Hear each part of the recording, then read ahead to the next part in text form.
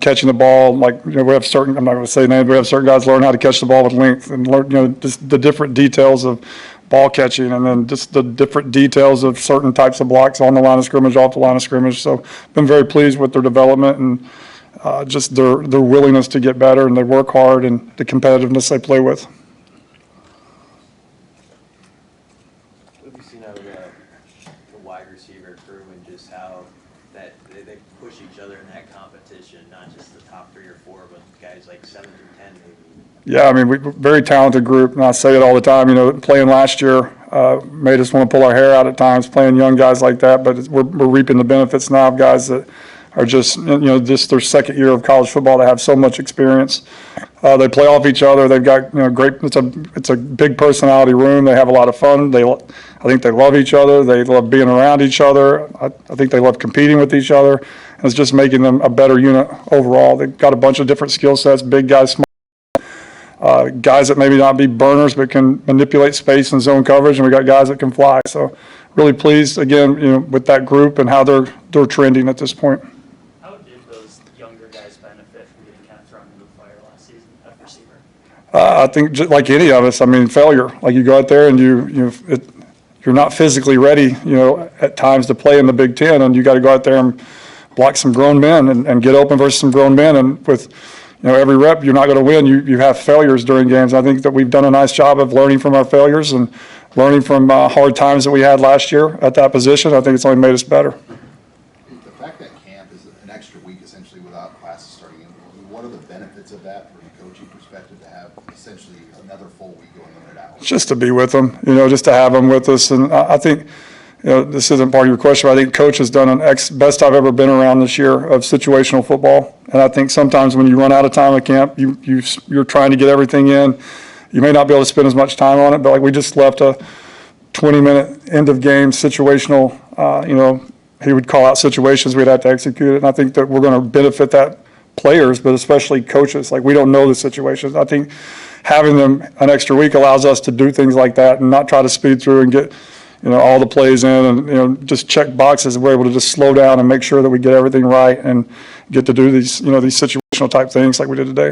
What are challenging situations you're talking about? Like, when you're talking situational football? Like 6 seconds, before the half, 6 seconds, no timeout, need a field goal. Like, just understanding at the quarterback position, the ball's got to come out, right? And it's got to go across the goal line. And you can't scramble. You can't miss the opportunity to kick a field goal. That's one of them we did today. And just the last throws, into game throws, different scenarios. You have a timeout, you don't have a timeout.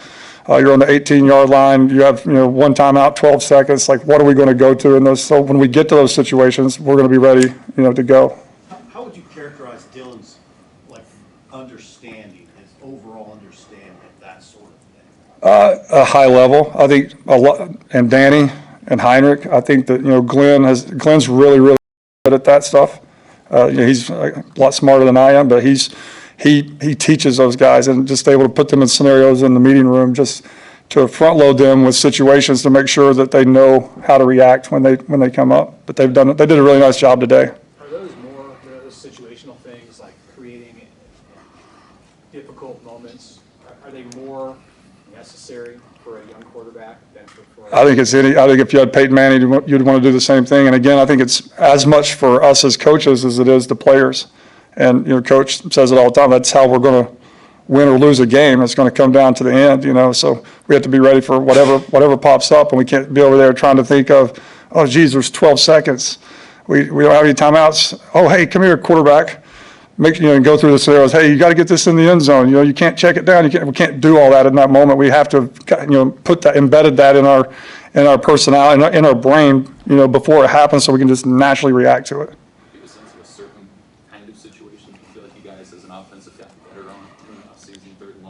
I think 2 minute. I think we've really emphasized, we're going to be in a lot of close games this year. It's going to come down to winning 2 minute. And again, just the scenarios that Coach Roll keeps putting us in is going to make us really, going to help us improve in that situation. We've got to be lead at it by the end of the year.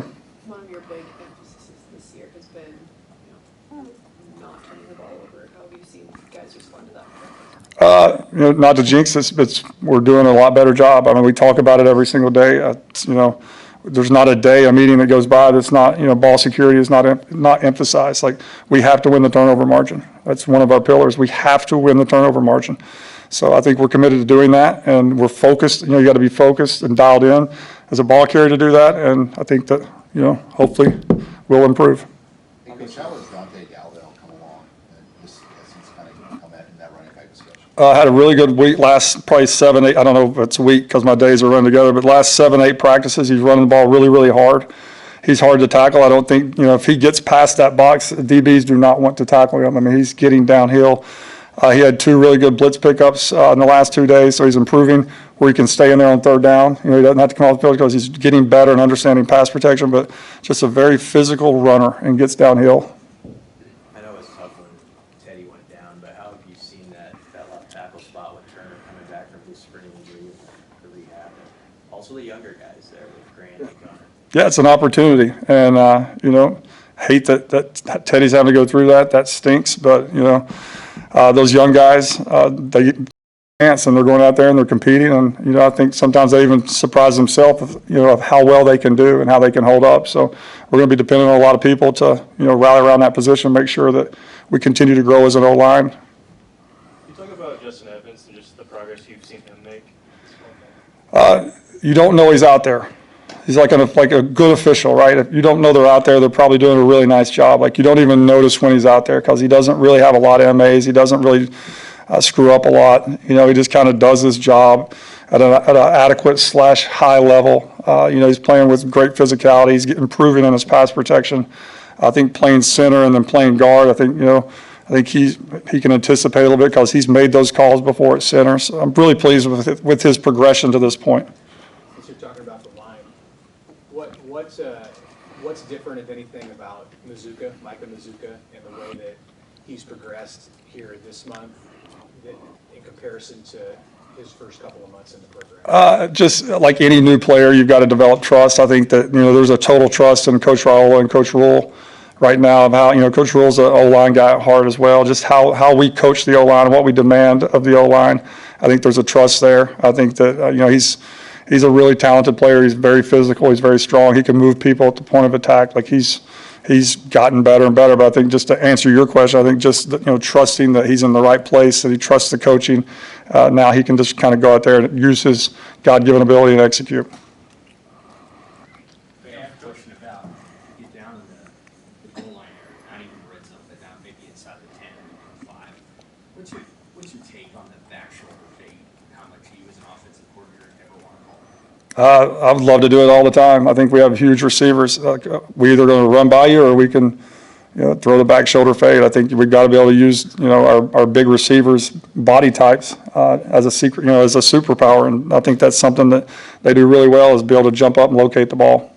Have you found that there's been progress in the execution of that play? It's going to be a little tricky. Yeah, we've been throwing those since day one of spring. So feel really good where we are with that. All good. All right, thank you guys.